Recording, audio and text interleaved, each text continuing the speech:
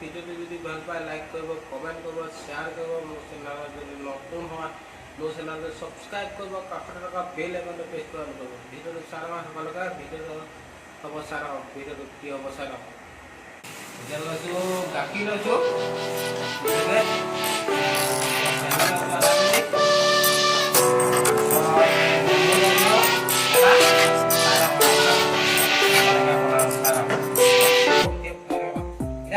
চেনিটো দি দিছোঁ, সেইটো দি দিলোঁ, কাটি দিছোঁ,